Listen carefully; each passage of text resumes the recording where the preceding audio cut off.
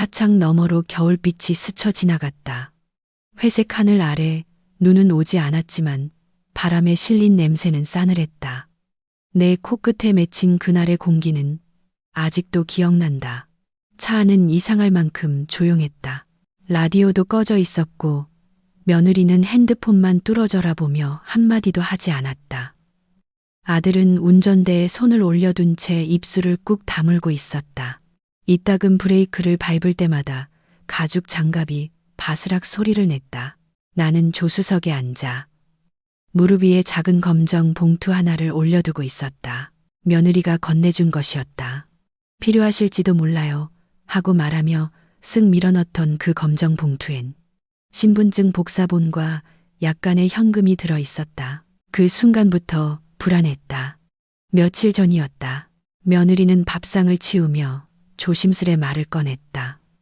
어머니, 이 동네 공기 안 좋은 거 아시죠? 병원에서도 어머니 같은 체질엔 좀 더 조용한 곳이 낫다던데요. 그 말 끝에 나도 모르게 밥숟가락을 내려놨다. 그녀는 말을 이었다. 근처에 요양 마을이 새로 생겼대요. 산 밑이고 깨끗하고 조용하고 아드님이 직접 모셔다 드릴 거래요. 그 말엔 나를 위한 배려가 아니라 무언가를 숨긴 기색이 뚜렷했다. 하지만 나는 웃으며 고개를 끄덕였다. 그래, 그럼 한번 가보자. 그렇게 이날 아들과 며느리는 나를 태우고 어디론가 향했다. 나는 창밖을 보며 길을 익혔다. 하지만 어느 순간부터 방향이 이상했다. 분명 요양병원이라면 남쪽으로 가야 했는데 차는 북쪽 외곽으로 접어들었다. 폐가와 허물어진 공장이 늘어선 길. 나는 조심스레 입을 열었다. 이쪽이 맞니? 병원은 저쪽 아닐까? 아들은 대답하지 않았다. 며느리는 핸드폰만 만지작거렸다. 그 침묵이 더 큰 대답이었다. 나는 그제야 무릎 위에 봉투를 내려다보았다. 그건 환영의 선물이 아니라 작별의 짐처럼 느껴졌다. 차는 오래된 공장 건물 앞에서 멈췄다. 녹슨 철문은 반쯤 열린 채 삐걱거리며 바람에 흔들렸고 내부는 온통 회색 먼지로 덮여 있었다. 잠깐 들어가서 기다리세요. 정리되면 바로 모시러 올게요. 며느리는 말했다. 그 말은 너무 익숙했다. 금방 돌아올게요라는 말은 되돌아오지 않겠다는 이들의 마지막 예의처럼 느껴졌다. 나는 마지막으로 아들의 얼굴을 봤다. 그는 고개를 돌린 채 시선을 마주치지 않았다. 그 순간 가슴 깊은 곳에서 무언가 조용히 무너졌다. 그들은 차를 돌려 떠났고 남겨진 나는 바람이 불어오는 그 폐공장의 입구에 서 있었다. 손에 들린 봉투가 이상하게 무거웠다. 나는 문을 열고 안으로 들어갔다. 냄새는 오래된 곰팡이와 시멘트가 섞인 것이었다. 한기와 침묵이 한꺼번에 몰려왔다. 내가 앉은 곳은 오래된 나무 상자 하나였다. 그 위에 조심스레 앉으며 봉투를 열었다. 안엔 현금 몇 장, 알약 2통, 그리고 손으로 접은 종이 한 장이 있었다. 외할머니, 미안해요. 저도 몰랐어요. 손글씨로 적혀 있었다. 내 손녀의 글씨였다. 아무 말 없이 나는 종이를 다시 접었다. 어쩌면 그 아이만은 나를 기억해 줄지도 모르겠다는 생각이 스쳤다. 그리고 그날 저녁 어둠이 천천히 내려앉을 때쯤 나는 폐공장 벽에 기대어 앉았다. 그날의 바람은 유난히 매서웠고 어딘가에서 바람에 덜컥거리는 철문 소리가 들렸다. 그 소리가 내 가슴에 남은 마지막 희망처럼 천천히 흔들리고 있었다. 처음에는 휴대폰이 터졌다. 미약한 신호가 폐공장 한쪽 구석에서 잡혔다. 나는 몸을 최대한 구부려서 창가에 가까운 금속 프레임 쪽으로 움직였다. 손가락이 얼어붙을 듯 차가웠다. 그날의 온도는 영상 1도였고 폐공장 안은 바깥보다 더 서늘했다. 통화 버튼을 눌렀지만 신호음만 몇 번 울리고 곧 꺼졌다. 1번, 2번, 3번. 마지막 시도에서 전화기가 완전히 꺼져버렸다. 배터리는 이미 오래전부터 교체해야 할 상태였고 나는 그것조차 신경 쓰지 못했던 것이다. 나는 천천히 몸을 돌려 주변을 둘러봤다. 철제 기둥마다 녹이 슬어 있었고 벽엔 오래된 포스터들이 발해 있었다. 안전 제일, 무죄 200일 같은 문구가 어렴풋이 보였다. 공장은 아마 철거 직전이었을 것이다. 한때 누군가의 생계였고 누군가의 땀이 배어있던 공간이 이제는 버려진 낡은 껍데기처럼 남아 있었다. 그곳에 남겨졌다는 사실을 나는 몇 시간 뒤에야 완전히 실감했다. 겨울 해는 짧았다. 오후 4시 무렵 벌써 어둠이 스멀스멀 기어들었다. 바닥엔 깨진 유리 조각들과 마른 낙엽들이 섞여 있었고 창문은 절반 이상 깨져 있었다. 나는 그중 바람이 덜 드는 쪽 구석에 자리 잡았다. 아들이 내린 짐 중 하나, 작은 손가방을 열었다. 안에는 담요 한 장, 보온병, 간단한 비상약, 그리고 며느리가 싸준 듯한 주먹밥 몇 개가 들어 있었다. 이곳에 잠시 있으라는 뜻이 아니었다. 이건 분명히 버림이었다. 그날 저녁 나는 담요를 둘둘 말아 무릎에 얹고 앉아 있었다. 공장 천장 너머로 부는 바람이 철골 구조를 울릴 때마다 어릴 적 들었던 귀신 이야기들이 떠올랐다. 무섭지 않았다. 두려움보다 더 큰 건 허탈함과 슬픔이었다. 한 사람의 인생이 이렇게 끝을 향해 조용히 밀려난다는 것이 이렇게 더덥고도 고요하다는 사실이 한때는 가족이 전부였다. 아들이 태어났을 때 손톱만 한 손을 내밀며 내 손가락을 잡던 그 감촉을 잊은 적이 없다. 그 아이가 처음으로 엄마라고 불렀을 때 나는 내 존재가 그 이름 하나에 충분하다고 믿었다. 그런 아이가 내게 단 한마디 설명도 없이 차문을 닫고 떠나갔다. 그 문이 닫히는 소리, 그건 아들이 내게 남긴 마지막 말 같았다. 짐덩어리 치웠다. 나는 그 말이 들리지 않았지만 이미 알고 있었다. 그들의 눈빛, 그들의 침묵, 그들의 준비된 움직임 속엔 오래전부터 결심된 계획이 숨어 있었다. 나는 언제부턴가 그들에게서 천천히 지워져 가고 있었고 이번엔 아예 삭제되었다. 한참을 앉아있던 내 손끝에 냉기가 돌았다. 그러다 문득 손가방 아래에 작은 흰 봉투 하나가 끼어 있는 것을 발견했다. 열어보니 오래된 사진 한 장이 들어 있었다. 젊은 시절의 내가 남편과 함께 찍은 흑백 사진이었다. 뒤엔 남편의 손글씨가 있었다. 이 땅, 우리 아들에게 넘기지 말고 당신 이름으로 꼭 지켜. 그 순간 머릿속이 멈췄다. 잊고 있었다. 그 땅. 남편이 병상에서 끝까지 걱정했던 바로 그 땅. 나는 손을 덜덜 떨며 다시 손가방 안을 뒤졌다. 어딘가에 뭔가가 더 있을지도 모른다는 예감이 스쳤다. 그리고 나는 깨달았다. 이 침묵 속에서 아직 내가 끝나지 않았다는 것을. 그날은 내 생일이었다. 잊고 있었다. 아니, 일부러 생각하지 않으려 했다. 공장 안 어둠은 더 깊어졌고 창 너머로는 흐릿한 달빛만이 깃털처럼 흩어졌다. 나는 작은 가방을 열어 며느리가 넣어준 보온병을 꺼냈다. 뚜껑을 열자마자 퍼져나온 향은 익숙하지 않은 인스턴트 스프 냄새였다. 미역국은 없었다. 결혼하고 처음으로 내 생일상에 미역국이 사라졌다. 그 대신 가방 안에는 쌀이 담긴 지퍼백 하나와 묵은지 몇 줄기가 있었다. 나는 구석에서 찾아낸 녹슨 양은 냄비를 물로 씻고 주먹밥을 조금 풀어 그 쌀을 끓이기 시작했다. 폐공장 한쪽에 남아있던 오래된 전기포트의 선을 겨우 연결해 작은 전열기로 불을 댔다. 물 끓는 소리. 김이 천천히 올라올 때 그 소리가 마치 생일 축하처럼 들렸다. 내가 나에게 주는 마지막 밥상이었다.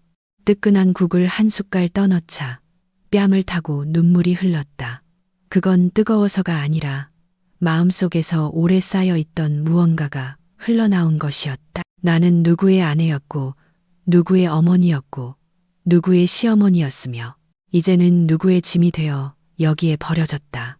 그러나 생일날조차 미역국 없이 혼자 있는 이 침묵 속에서 나는 처음으로 내 이름을 떠올렸다.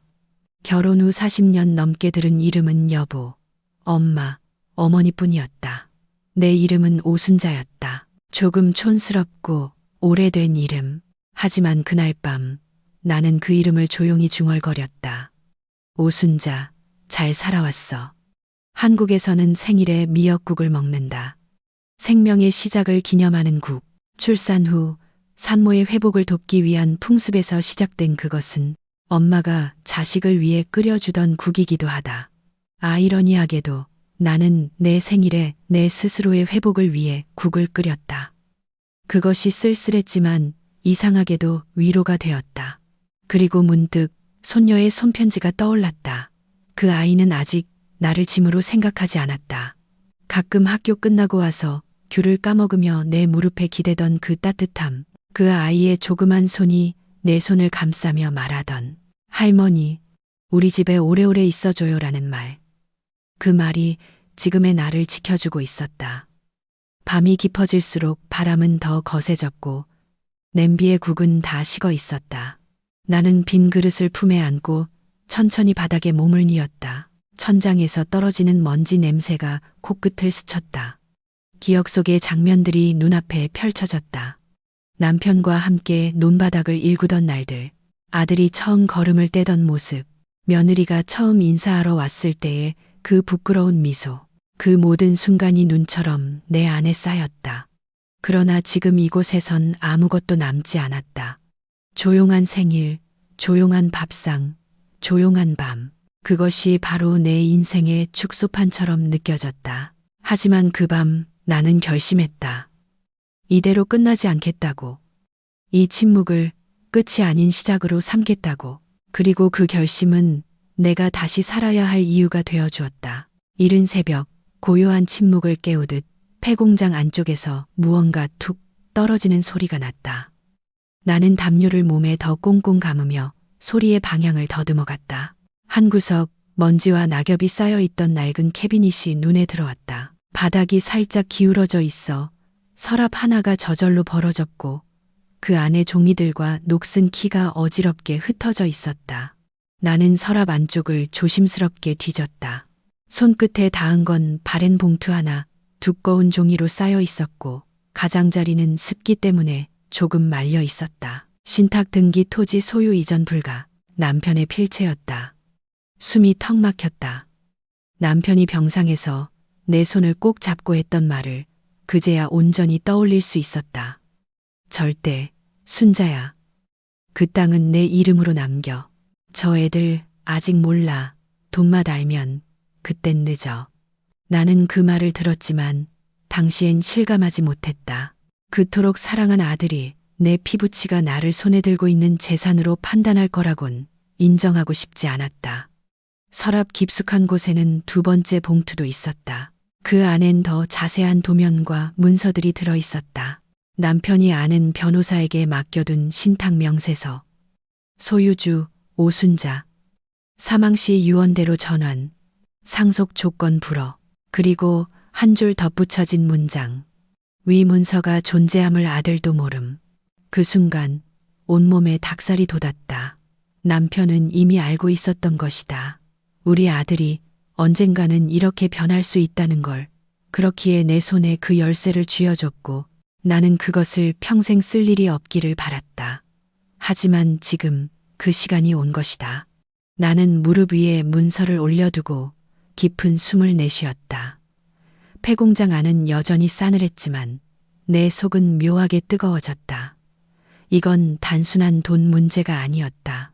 이건 내 존재를 되찾는 기회였다. 그리고 동시에 자식에게서 완전히 벗어날 수 있는 마지막 끈이었다. 한국에선 종종 이런 말이 있다. 뿌린 대로 거둔다. 나는 정말 정성껏 그 아이를 길렀다.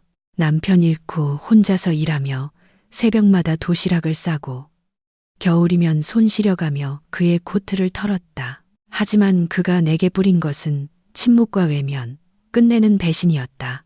나는 다시 캐비닛을 닫고 문서를 단단히 싸서 품에 넣었다.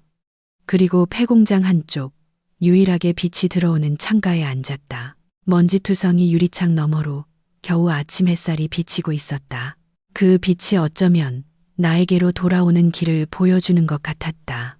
정말 오래전 남편과 함께 그 땅을 처음 보러 갔던 날이 생각났다. 잡초만 무성하던 언덕 위에서 그는 말했다. 순자야, 이 땅은 언젠가 우리를 지켜줄 거야. 사람은 변해도 땅은 안 변하거든. 그 말은 지금에서야 비로소 진실이 되었다. 나를 짐처럼 버렸던 그들의 침묵 속에서 나는 이제 조용히 내가 가진 것의 이름을 되찾을 것이다. 그리고 아무 말도 하지 않은 채 그들에게 내가 누구였는지를 보여줄 것이다. 문서를 품에 넣고 나는 다시 한번 공장 내부를 돌아보았다. 철근이 뒤틀린 천장 아래 바닥엔 오래된 낙엽이 소용돌이 쳤다. 나무 조각과 깨진 유리 사이로 미세하게 길이 보였다.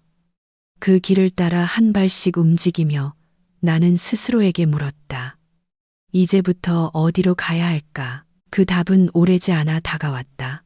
오전 햇살이 비스듬히 공장 벽을 비추던 그때 바깥에서 들려온 낮은 엔진 소리.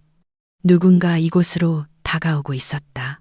나는 순간 긴장했지만 동시에 어딘가에서 이제 시작이다라는 내면의 목소리가 들렸다. 녹슨 철문이 삐걱이며 열리더니 중년 남성이 모습을 드러냈다. 검은 패딩에 점잖은 인상의 그는 몇 초간 나를 바라보다 고개를 살짝 숙였다. 오순자 어르신 맞으시죠? 저 정우식입니다. 예전에 남편분과 토지관리 일 함께했던 정우식. 그 이름이 익숙하게 울렸다. 남편이 살아있을 때 종종 만나던 사람이었다. 그가 내게 봉투 하나를 건넸다. 사모님께 연락이 닿지 않아 한참을 수소문했습니다. 예전 서류 정리 중에 연락처 하나 남겨두신 게 있어서요.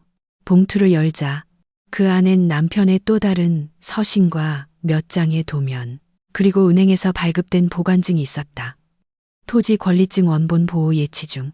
남편은 철저하게 모든 것을 준비해 두었고 그 마지막 열쇠를 정우식에게 맡긴 것이다. 나는 잠시 말을 잃었다. 정우식은 나지막이 덧붙였다. 이 땅 지금 시세로 최소 200억은 넘습니다. 남편분이 꼭 어머님 명의로만 유지하라고 신신당부하셨습니다. 그 말에 가슴 한쪽이 싸하게 저려왔다. 내가 가족으로부터는 철저히 버림받았지만 적어도 남편은 마지막 순간까지 나를 믿어주었던 것이다. 정우식은 조용히 내 손을 잡았다. 제가 도와드리겠습니다. 밖으로 나가시죠. 이젠 더는 혼자 계실 이유가 없습니다. 나는 그 말에 아무 대답도 하지 못했다. 그저 천천히 고개를 끄덕였고 그 순간 눈가에 따뜻한 무언가가 맺혔다. 내가 다시 세상으로 나가는 순간이었다. 그날 오후 우리는 근처 읍내의 작은 법무사 사무소로 향했다. 먼지를 털어낸 신탁 문서를 다시 정리했고 토지권리증도 내 이름으로 확인받았다. 그 모든 절차가 조용하고도 신중하게 이루어졌다. 나는 한참 동안 서류에 도장을 찍으면서도 손끝이 이상하게 떨리지 않았다. 그건 분노도 아니고 슬픔도 아닌 오히려 오래된 무게를 내려놓는 느낌이었다. 정우식이 서류를 정리하며 말했다. 이젠 누구도 어머님을 없다고 할 수 없습니다. 그 말에 나는 처음으로 조용히 미소를 지었다. 지금껏 그 어떤 말보다 깊이 와닿았던 문장이었다. 한국에서는 오래전부터 재산보다 체면과 의리를 더 중시해왔다. 하지만 요즘 시대에는 그것이 우습게 여겨진다. 자식이 부모를 고통스럽게 하고도 당당할 수 있는 세상. 그 안에서 내가 지킬 수 있는 마지막 자존심이 이 땅이었다. 나는 다시 생각했다. 이 땅은 단지 돈이 아니었다. 이건 내가 지켜온 시간, 내가 견뎌낸 침묵, 그리고 내 안에 아직 남아있는 사람으로서의 가치를 증명해주는 이름이었다. 폐공장을 떠난 지 하루 만에 나는 다시 세상 위로 올라왔다. 하지만 예전의 내가 아니었다. 이제 나는 더 이상 누군가의 어머니, 시어머니, 짐덩어리가 아니었다. 나는 나였다. 오순자. 그리고 그 이름은 다시 시작할 준비가 되어 있었다. 서울로 돌아온 건 그로부터 며칠 후였다. 나는 조용히 아무도 알지 못하게 도심의 오래된 찜질방에서 며칠을 묵었다. 그동안 정우식 씨는 내 요청대로 필요한 법적 절차들을 처리해 주었고 마침내 땅의 명의는 다시 온전히 내 이름으로 고쳐졌다. 그 누구의 간섭도 요구도 허락하지 않는 방식으로. 어느 날 아침 그는 내게 말했다. 이제 모든 준비가 끝났습니다. 이제부터는 어머님 뜻대로 하시면 됩니다. 나는 잠시 생각에 잠겼다. 이 돈을 어떻게 해야 할까? 자식에게 줄 것인가? 아예 끊어낼 것인가? 그 결정은 내게 마지막 숙제처럼 남아 있었다. 하지만 결론은 의외로 간단했다. 나는 공인중개사를 통해 그 땅 일부를 정리하고 현금화하기로 했다. 남편과 나, 오래전 함께 꿈꿨던 작은 복지기금, 아이들을 위한 장학회, 그리고 무엇보다 나와 같은 노인을 위한 쉼터, 그런 공간을 마련하고 싶었다. 나는 재산을 자식에게 물려주는 대신 이 세상 어딘가에서 나처럼 조용히 살아가는 노인들을 위한 작은 울타리를 만들기로 결심했다. 그것이 내가 마지막으로 할 수 있는 사랑이라고 생각했다. 법무사 사무실 한켠에서 계약서를 작성하고 도장을 찍으며 나는 묘하게도 평온함을 느꼈다. 누구에게도 기대지 않고 누구도 미워하지 않은 채 스스로 선택하고 스스로 지켜낸 삶의 끝자락. 그 속에는 오롯이 나만의 온기가 있었다. 며칠 뒤 정우식 씨는 나에게 강남의 한 고급 아파트 임대 계약서를 내밀었다. 이제 더는 불편하게 사시지 마세요. 이곳은 보안도 좋고 조용하고 혼자 계시기에도 안전합니다. 나는 그 종이를 한참 바라보다가 고개를 끄덕였다. 짐도 많지 않았다. 몇 벌의 옷과 낡은 앨범, 그리고 남편의 유품 하나. 그걸 조용히 트렁크에 담고 나는 새로운 집으로 향했다. 엘리베이터에 오르며 나는 거울에 비친 내 얼굴을 바라봤다. 머리는 희끗했고 주름은 깊어졌지만 눈빛만큼은 오래전 남편과 처음 집을 장만하던 그때처럼 또렷해 보였다. 새 집은 조용했다. 거실엔 햇살이 잘 들었고 주방엔 아직 아무런 냄새도 스며들지 않은 채로 하얀 세라믹 타일이 반짝였다. 나는 낡은 다이어리를 책상 위에 올려두고 그 위에 천천히 손을 얹었다. 아무도 모르게 기록해온 마음의 조각들. 그 안엔 아들에 대한 원망도, 손녀에 대한 그리움도, 며느리에 대한 착잡함도 모두 담겨 있었다. 그날 밤 나는 잠들기 전 조용히 한 문장을 써내려갔다. 나를 버린 자식에게 주는 건 용서가 아니라 자유다. 그리고 나는 그들로부터 조용히 나 자신을 되찾았다. 한국에서는 노인이 자식 집에 얹혀 살면 도리라고 생각한다. 하지만 도리는 마음에서 오는 것이지 억지로 시켜서 지켜지는 게 아니다. 나도 늦게야 깨달았다. 자식이 나를 짐처럼 느낀 순간부터 나는 가족이 아니라 의무가 되어버렸다는 것을. 이제 나는 그 의무에서 벗어나고자 한다. 미움도 기대도 없이 그저 조용히 나를 지키며 살아가려 한다. 바깥창으로는 강남의 밤이 번져가고 있었다. 수많은 불빛 속에서 나는 그 어느 때보다 홀가분한 마음으로 이 도시 위에 내 이름을 새기고 있었다. 오순자. 사람들에게는 평범한 이름일지 몰라도 이제는 나 자신에게 가장 단단한 존재의 증명이다. 며칠 후 나는 문득 오래된 외투 주머니 안에서 며느리가 몇 달 전 건넸던 명함 한 장을 발견했다. 필요하시면 이곳으로 연락 주세요. 그녀는 그렇게 말하며 명함을 내밀었었다. 그때는 무심코 받아 넣었지만 지금 보니 명함엔 강남 한복판의 유명 부동산 회사 이름이 적혀 있었다. 그녀는 그곳에서 일하고 있었다. 아마도 나를 모르는 사람들 앞에서는 성실하고 세련된 중개사로 보였겠지. 나는 망설였다. 굳이 다시 마주칠 필요는 없었다. 그러나 이 모든 일이 조용히 끝나기 위해서는 한 번쯤은 봐야 할 얼굴이 있다고 생각했다. 내가 아무 말 없이 떠난 그날, 그녀의 눈빛엔 죄책감조차 없었다. 그 침묵 속의 무심함이 가장 깊은 배신처럼 느껴졌었다. 그날 오후 나는 정장을 차려입고 그 명함에 적힌 회사 로비로 향했다. 넓은 유리문과 대리석 바닥이 반짝이는 공간. 직원들은 바쁘게 움직였고 나는 조용히 접수대에 이름을 말했다. 방문 예약은 없으신가요? 직원이 묻자 나는 그냥 웃으며 말했다. 아니요, 그냥 지나가다 들렀어요. 며느리 얼굴이 잠깐 보고 싶어서요. 그 말을 듣고 직원이 살짝 당황한 듯 했지만 곧 안으로 무전을 넣더니 조금만 기다려주세요 하고 말했다. 잠시 후 높은 힐 소리가 복도를 따라 울려 퍼졌다. 그리고 며느리가 나타났다. 단정한 정장에 머리를 틀어 올린 채 익숙한 미소를 띤 얼굴. 그러나 나를 보는 순간 그 미소가 그대로 멈췄다. 어머니, 여긴 어떻게? 그녀의 목소리는 낮고 조심스러웠다. 나는 천천히 일어나 그녀와 마주섰다. 지나가다 생각나서 요즘 잘 지내니? 그녀는 당황한 듯 시선을 피했다. 네, 뭐, 그럭저럭요. 그 목소리엔 뭔가 타는 듯한 불편함이 묻어 있었다. 나는 그녀에게 작은 봉투 하나를 건넸다. 이건 너한테 남기는 마지막 선물이야.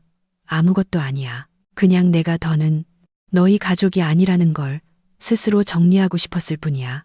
그녀는 봉투를 받으며 입술을 달싹였지만 아무 말도 하지 못했다. 그 속엔 편지 한 장과 손녀에게 보낼 작은 사진 한 장이 들어 있었다. 내가 아끼던 꽃무늬 앞치마를 입고 작은 김밥을 말고 있던 그날의 사진. 손녀가 내게 할머니, 이건 내 최애 간식이야 하며 웃던 바로 그날이었다. 그녀는 봉투를 가슴에 꼭 껴안으며 마치 뭐라도 말하고 싶어 했지만 끝내 아무 말도 하지 못했다. 나는 마지막으로 그녀를 바라보며 말했다. 너희가 날 버렸다고 생각했겠지만 사실은 내가 너희에게서 떠난 거야. 그 말이 떨어지자 그녀의 눈이 조금 흔들렸다. 그러나 나는 그걸 굳이 붙잡지 않았다. 이제 나는 누구에게도 이유를 설명하거나 용서를 구하지 않아도 되는 사람이니까. 나는 조용히 몸을 돌려 유리문을 열고 밖으로 나왔다. 강남의 오후는 눈부시게 빛나고 있었고 겨울바람이 코끝을 간지렸다.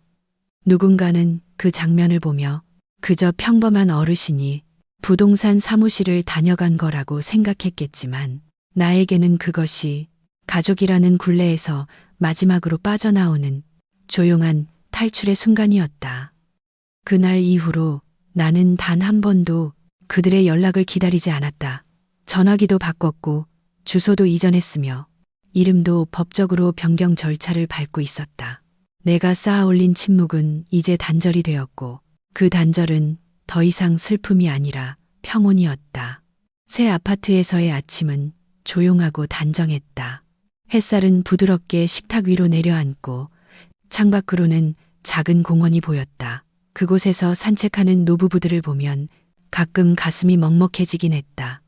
하지만 질투는 아니었다. 그저 그렇게 살 수도 있었겠구나 하는 짧은 상상일 뿐이었다. 나는 매주 도서관에 가서 책을 빌려 읽었고 한 달에 2번은 근처 무료 급식소에서 봉사 활동을 했다. 말이 적고 손이 빠른 나는 김치를 썰거나 밥을 푸는 일에 적합했다. 아무도 내 이름을 묻지 않았고 나는 굳이 말하지 않았다. 그 익명성 속에서 나는 처음으로 진짜 나로 존재했다. 어느 날 오후 봉사 끝나고 돌아오는 길에 작은 문구점에서 향초 하나를 샀다. 라벤더 향. 남편이 생전에 좋아했던 향이었다. 집으로 돌아와 불을 붙이고 조용히 거실 한켠에 놓인 작은 상 위에 올려두었다. 그 앞에는 오래된 가족 사진이 한 장 놓여 있었다. 아들이 어린 시절 내 품에 안겨 웃고 있는 모습. 그때만큼은 진심이었을까? 그 미소가 적어도 한때는 나를 사랑했었다는 증거였을까? 나는 사진을 바라보다 천천히 다이어리를 꺼냈다. 그리고 마지막 페이지에 글을 남겼다. 가족이란 이름은 붙잡을수록 상처가 되는 날이 있다. 나는 붙잡지 않기로 했다. 그들에게서 나를 되찾은 오늘, 내 삶은 처음으로 조용히 자유롭다. 어떤 사람들은 복수를 칼처럼 휘두르지만 나는 그것을 칼이 아닌 벽으로 삼았다. 더 이상 다가오지 못하도록 나를 해치는 사랑이 들어올 틈을 완전히 막기 위한 조용한 벽. 내 복수는 그래서 고요했다. 말없이 떠났고, 말없이 재산을 정리했고, 말없이 모든 문을 닫았다. 그 어떤 소리보다 더 크고 분명한 복수였다. 밤이 되자 창문을 열었다. 겨울 공기가 밀려들고 커튼이 살짝 흔들렸다. 그 움직임에 따라 벽에 걸린 작은 종이 흔들리며 맑은 소리를 냈다. 손녀가 유치원 때 만들어준 풍경이었다. 할머니, 항상 좋은 꿈 꾸세요. 삐뚤빼뚤한 글씨였지만 그 문장만은 여전히 반짝였다. 나는 마지막으로 촛불을 끄고 창가에 앉아 조용히 눈을 감았다. 지금의 나는 누구에게도 설명할 필요 없는 사람, 누구의 이름 뒤에 숨지 않아도 되는 사람. 그 사실이 나를 가장 조용히 위로했다. 혹시 이 이야기를 듣는 누군가가 있다면, 가족이 전부가 아니라고 느껴진다면 당신은 혼자가 아닙니다. 조용히 무너졌던 시간들이 언젠가 다시 당신을 세워줄 것입니다. 그리고 그때 가장 단단한 사람은 가장 조용히 일어난 사람일 것입니다.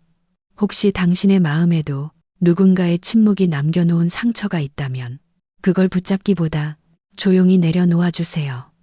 때로 진짜 용서는 그 어떤 말보다 깊은 침묵 속에서 이루어집니다.